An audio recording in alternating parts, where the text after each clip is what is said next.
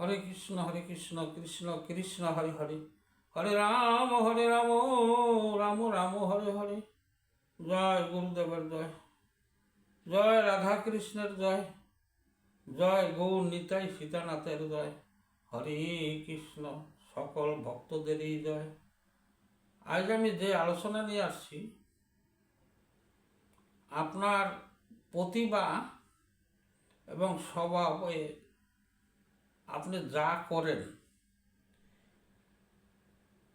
এর ছেড়ে যদি অন্যদিকে করতে চান তাহলে আপনি ব্যর্থ হয়ে যাবেন।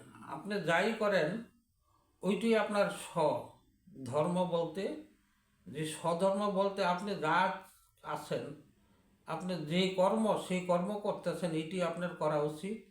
এছাড়া যদি এই কর্মে আপনার প্রতিভা আছে, যদি এটা বাদ দেওয়ার অর্থের লোভে যদি অন্যদিকে অন্য প্রতিভায় চলে যান তাহলে আপনার ব্যর্থ আছে। যেমন প্রত্যেকটি মানুষের এক এক রকম মানসিক গঠন, গুণ ও প্রতিভা আছে। আপনার প্রতিভার যা কাজ করে তাই করা উচিত, এর বিপরীত বা অন্য কিছু করবেন না। যদি করেন সফলতা হবে না। একজন মানুষ জন্মগতভাবে সে একজন চিত্রশিল্পী, তার চিত্রশিল্পী এটাই তার রয়েছে। সে যদি ব্যাংকার হতে চায় বা সমাজের লোভে সে নিজের সত্তাকে কিন্তু হারিয়ে ফেলবে, তার কর্মে কোনো শান্তি আসবে না। যদিও সে উন্নতি করে জীবনের সফলতা আসবে না।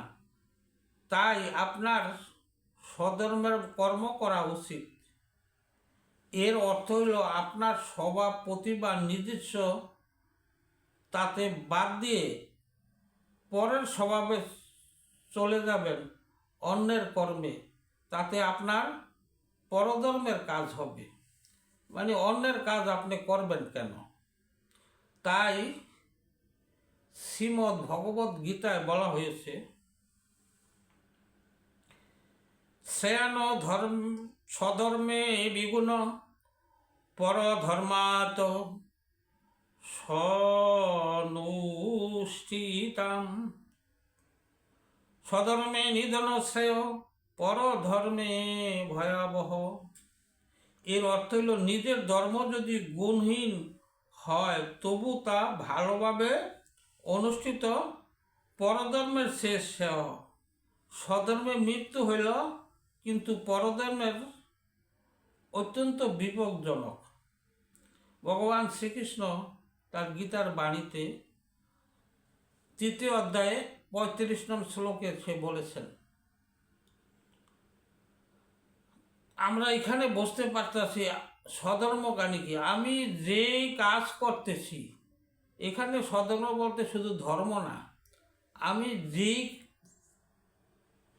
কাজে আছি বা যেটি আমার কর্তব্য, এটাই আমি আর অভিজ্ঞতা আছে।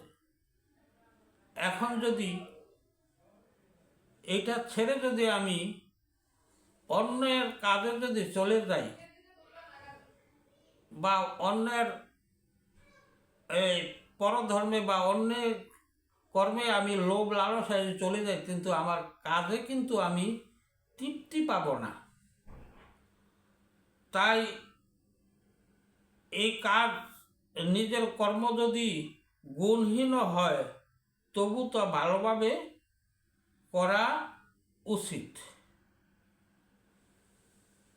আর এই পরের যে ধর্ম, যে লোভ লালসায় যদি চলে যান তবে আপনি উন্নতি হয়তো করতে পারবেন, কিন্তু আসলে আপনার মনে বা আত্মায় কোনো শান্তি পাবে না, আমি ভালো কিছু পাবেন না। তাই ভগবান বলছে, তুমি যা আছো হে অর্জুন, তুমি তুমি রাজা, তুমি ক্ষত্রিয়, তোমার একমাত্র ধর্ম প্রজা পালন। এই প্রজাদের সুখে থাকলে তোমারই কিন্তু এইটা একটা তোমার নিজস্ব ধর্ম। তুমি এইটা ছেড়ে যদি সন্ন্যাসী হতে যাও এবং সাধু হতে যাও, তাহলে কিন্তু তোমার এটা ভয়াবহ আসবে। আসলে তুমি সেখানে তোমার এই কর্মে তুমি উন্নতি হবে না, অথচ তুমি ব্যর্থ হবে এবং সমাজে তুমি সাফল্য লাভ করতে পারবে না। আপনার স্বভাবের বিরুদ্ধে কাজ করলে আবার কিন্তু সমস্যা আছে। 3টা সমস্যা হবে, অশান্তি আসবে।